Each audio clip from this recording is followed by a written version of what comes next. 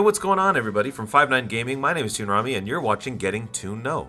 It's the show with some questions and even more questions. And today, we're getting to know Scrubby. You've seen his work on productions such as the Dokkan Awards and even the first episode of this very show. And you can also find him on Twitter and Instagram. Scrubby, welcome to the show. It's nice to be here. Thank you for having me. Have you ever answered questions without eating before?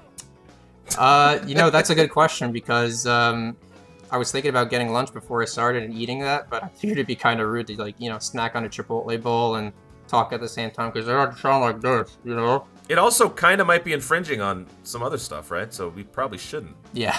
All right, let's begin.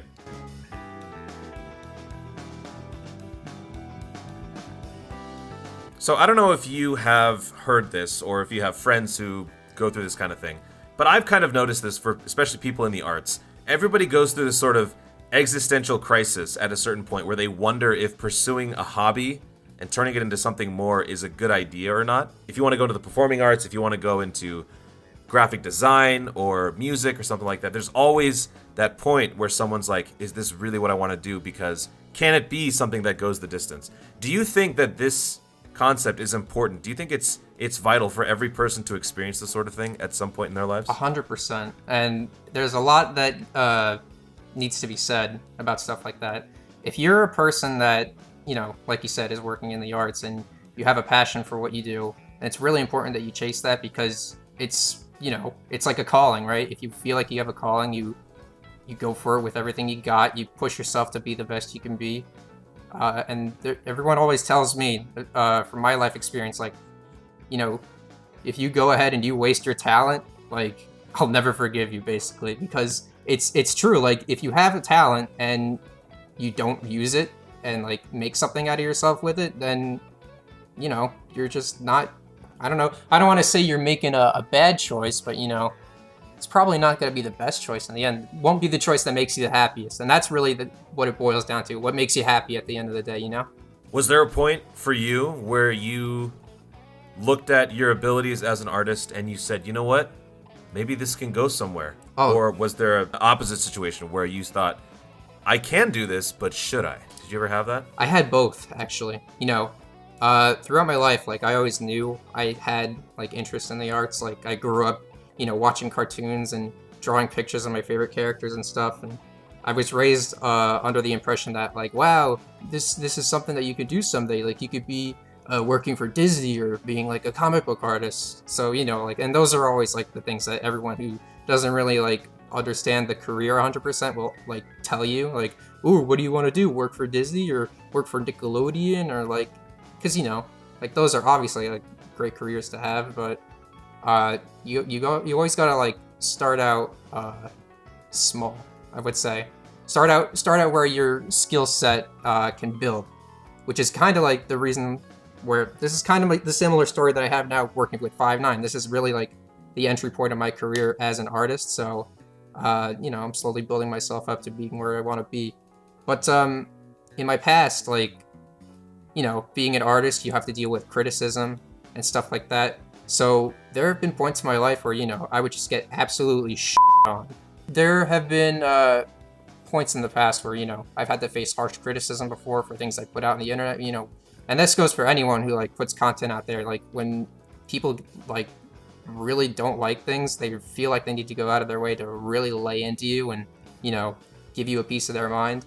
And, as a kid growing up, doing art stuff, it was kind of sometimes a little, off-putting. It really didn't make you feel the best, and it kind of makes you think man, am I really a good artist? Is this really the career for me? And even today, when I get criticism from professionals, my peers who I work with, my colleagues, and even some of my professors from school, some of their criticism that I've gotten in the past has been man, maybe I'm not really cut out for this. But at the end of the day, I look back on the great stuff that I put out and you know what, I am cut out for this. I'm a damn good artist, and I know it. Man, no, you know what? It's okay. You have a lot of passion. You have a lot of I'm on impulse emotion mode when it comes to this. So that's good, especially for an artist. When you're drawing something, when you're trying to create something, is criticism more about the other person's view not quite leveling out with yours, or is it more about there's something absolute, there's a criteria, and it's just a simple matter of you not being up to par to that person's standards?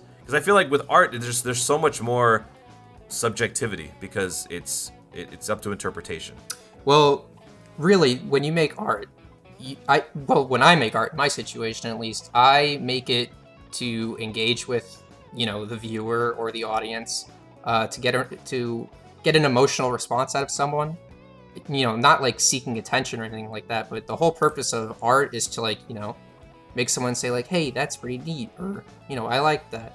So criticism, is very important for not only like helping yourself to improve as an artist or whatever you're good at or whatever you do.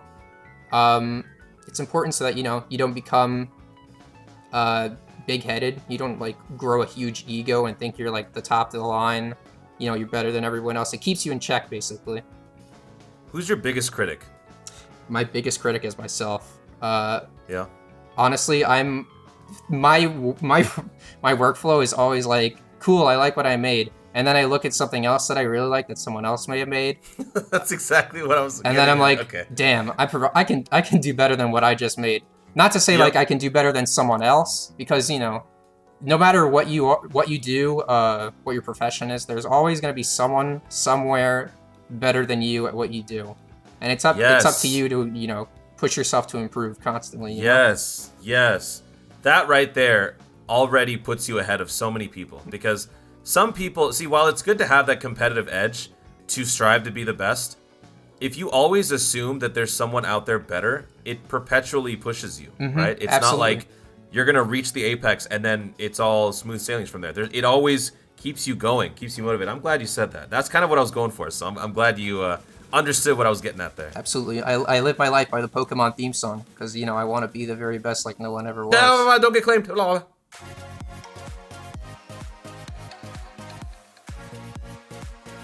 So when people get into certain professions, certain fields, ever since I learned about physics and forces and stuff, when I look at roller coasters, I can't look at it the same. I'm always thinking, all right, at what point is the acceleration going to exceed the normal force of the track? And I'm always thinking in a very different way. In that same light, is there an artistic lens that you look through when it comes to just seeing artwork or seeing graphic design or seeing animations in shows that you've now not been able to turn off ever since you really got into artwork? So I do a little bit of...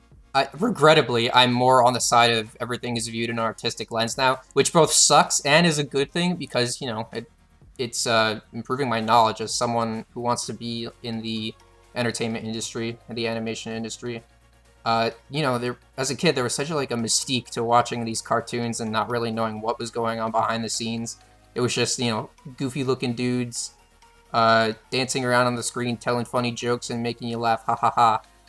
But, now that I really, have an understanding of how things are made and how they work in terms of 2D animation, 3D animation, gaming, what have you, I constantly look at, frames, in terms of animation, the frame rates of how they animate, if you've seen Into the Spider-Verse, they have a whole explanation about... Everyone should have. Yeah, That's exactly. An Oscar-winning... Amazing movie. So that's, a huge deal for me personally. Not only do I, love that movie, the animation style in that movie's... It's unprecedented. It's completely... Yeah. The art direction in that film is nothing like I've ever seen, ever. Yeah, what they tried doing was animating certain characters on certain speeds or frame rates. I'm trying to make this, easy to understand for those who may not have superior knowledge. So I don't know all the specific details of word for word, but I know they animated Miles and Peter and all the different characters in that movie on different frame rates to further develop their characters and really signify who they were. I believe that the term that they used to describe it is animating on 2s or on 3s. So animating on 2s would be for every 2 frames there's a new drawing, right? And there's 24 frames a second in standard animation, so every 2 frames would be a new drawing, or every 3 frames would be a new drawing. So having that artistic lens is really helped me analyze movies and cartoons and break things down, and you do your research and you look and try to figure out how to understand all the different things you watch. It's pretty different now. from well, not pretty different. It's completely different. I used to just sit down, watch cartoons, and stick a Oreo in a cup of milk and just put it in my mouth and be like, haha, funny. And now I'm just like, wow, that's really good artwork. It's clean line quality. It's got good frame rate. So now that things like Into the Spider-Verse exists, do you think that's the kind of thing that ultimately would be the most ambitious undertaking that an artist like yourself could do? Or do you see yourself going in a different direction? When you watch that film, are you thinking, all right, you know what, one day I'm going to get there? Or is it more like, it's cool, but that's not exactly my speed? Well, I think it's one thing for other people that have goals, but in my case personally, like, yes, my absolute end goal would to be something that I can put my name on, that'll go down in history as amazingly as, Spider-Verse did. Because, being a part of something that grand, getting to walk on stage and like accept like some kind of an award or anything like that, obviously, like, for someone in my industry, that would be like the ultimate goal. That's an extremely impressive feat for anyone, but my end goal 100%, something as grand as that. You got to start small.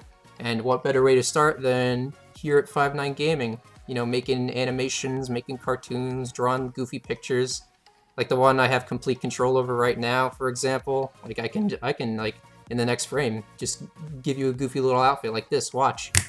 What? Change me back. Stop. Stop it. Change it back. All right, here you go. I'm not kidding. Do it. Here you go. There, changed it back. Thank you. You didn't change it, did you? Damn it.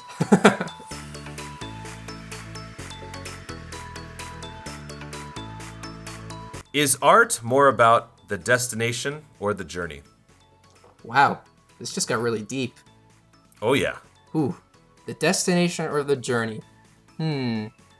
Well, you take the journey to get to the destination, but where is the destination? I think the process of making art for a specific person is about getting to the destination because, they're not interested in the journey, they're just interested in the final product. Unless they're, specifically interested, like you, for example, asking me these questions and like, what's the journey to get there? Like, what do you have to do?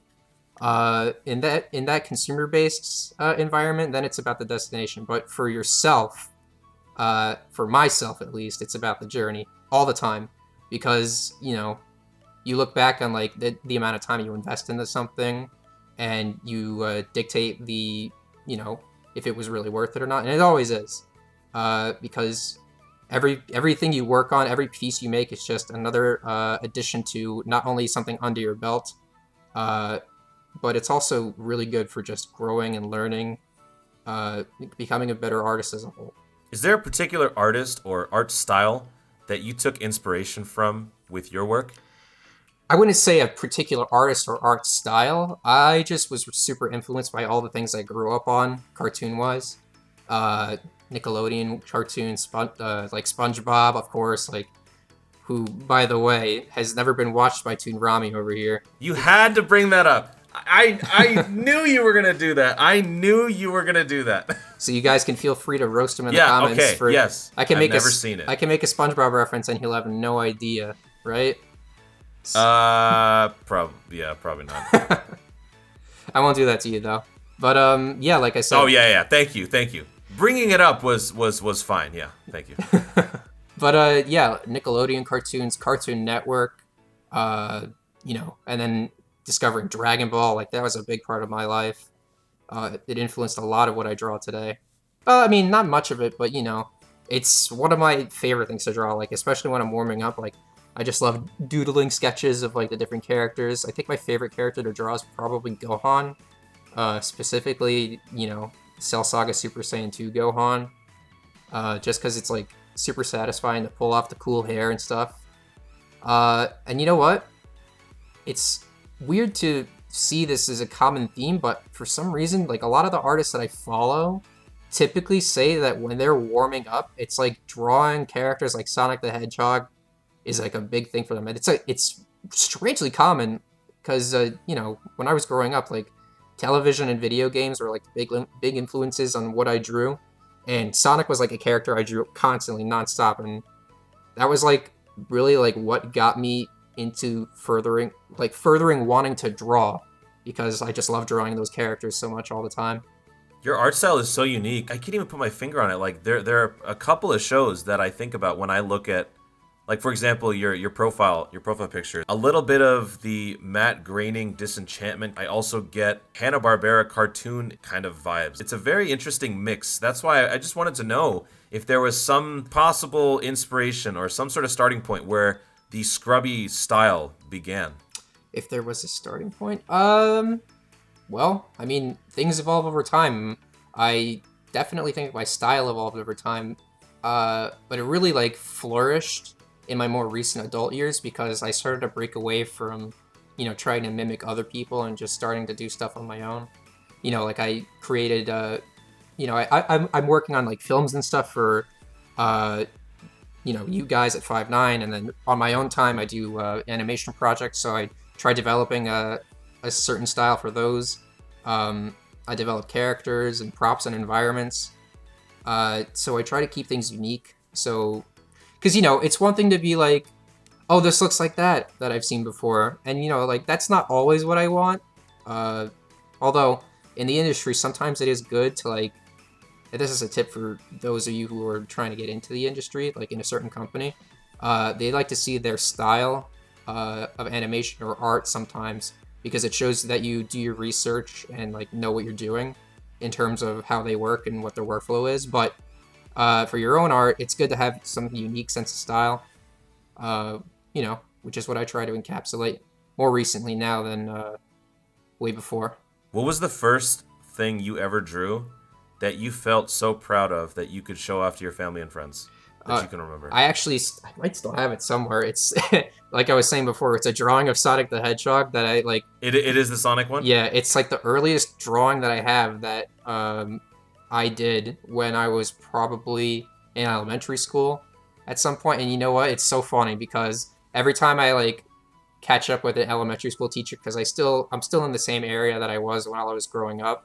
They're always like, oh, I still have some of your drawings. Like, do you remember when you drew Sonic for me? I'm like, is that all I really drew? Aww, that's cute. Yeah. You signed that, right? Of course, yeah. Okay, good. Because that's going to appreciate with value. Oh, yeah. I was actually on a Zoom call because one of my old teachers is now a teacher for one of my younger siblings.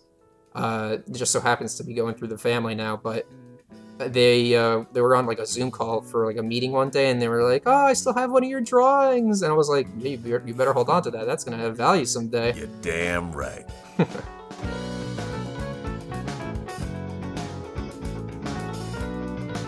Scrubby, now that you are a part of the 5'9" team, what does the future hold for you?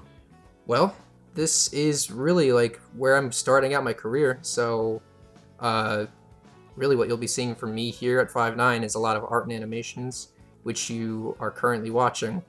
So I hope you're enjoying it. You put something on my head again, didn't you? How did you know?